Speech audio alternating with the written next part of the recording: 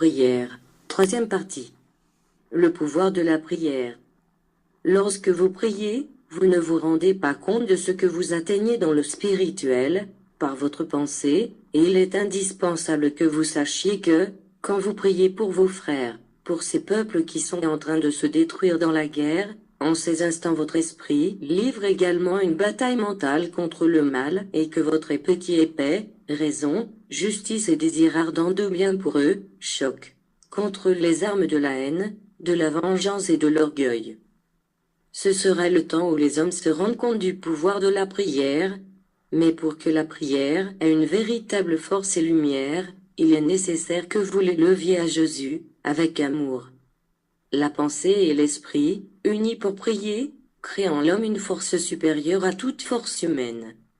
Dans la prière, celui qui est faible se fortifie, le lâche se revêt de courage, l'ignorance illumine et le maladroit prend de l'assurance.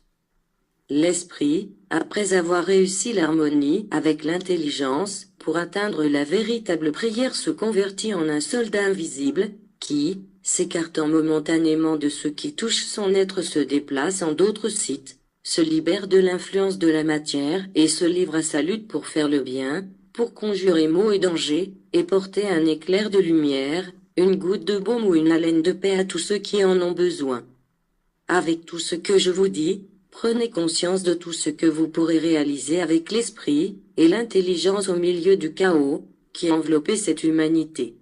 Vous êtes dans un monde de pensées et d'idées opposées où les passions palpitent pour le matérialisme et où les esprits naviguent entre les ténèbres.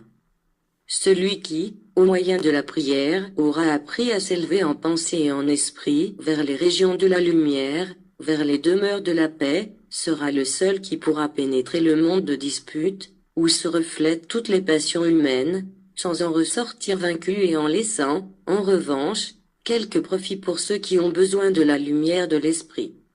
Apprenez à prier, parce qu'avec la prière vous pourrez aussi faire beaucoup de bien, de même que vous pourrez vous défendre des guet-apens.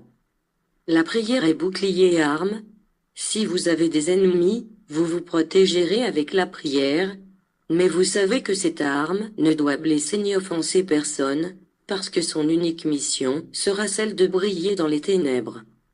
Les éléments sont déchaînés contre l'homme, et vous autres ne devez éprouver de crainte, parce que vous savez que Jésus vous a donné un pouvoir pour vaincre le mal et protéger vos frères.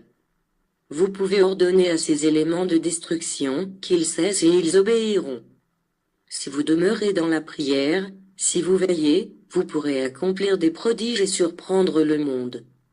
Priez avec transparence, communiez avec mon esprit, ne recherchez pas pour le faire un endroit déterminé. Priez sous un arbre, en chemin, au sommet d'une montagne, ou dans un coin de votre chambre. Moi je descendrai pour converser avec vous, pour vous illuminer et vous donner de la force. Je vous dis, certes, que si vous étiez déjà unis en esprit, en pensée et en intention, votre prière seule suffirait pour arrêter les nations qui vivent dans la préparation de l'heure, laquelle elles lanceront leurs offensives les unes contre les autres. Vous détruirez la haine, seriez un obstacle à tous les mauvais projets de vos frères, vous seriez comme d'invisibles épées vainquant les forts, et comme bouclier, vous défendriez les faibles. L'humanité devant ces preuves révélatrices d'un pouvoir supérieur, s'arrêterait un instant pour méditer et cette méditation lui éviterait de subir nombre de ces grands avertissements et épreuves au travers de la nature et de ses éléments. Si vous aviez une grande foi et une plus grande connaissance de la force de la prière, quelles œuvres de charité accompliriez-vous par votre pensée? Mais, vous ne lui avez pas concédé tout le pouvoir qu'elle détient, et c'est pour cela que, bien souvent, vous ne vous rendez pas compte de ce que vous vous refusez dans un moment de sincère et véritable prière. Ne vous rendez-vous pas compte de ce que quelque chose de supérieur est en train d'empêcher que se déclenche la plus inhumaine de toutes vos guerres? Ne comprenez-vous pas que ce prodige est influencé par des millions de prières d'hommes, de femmes et d'enfants qui, avec leur esprit, combattent les ténèbres et luttent contre l'influence de la guerre? Continuez de prier, continuez de veiller, mais ajoutez à cet acte toute la foi que vous pourriez avoir en vous.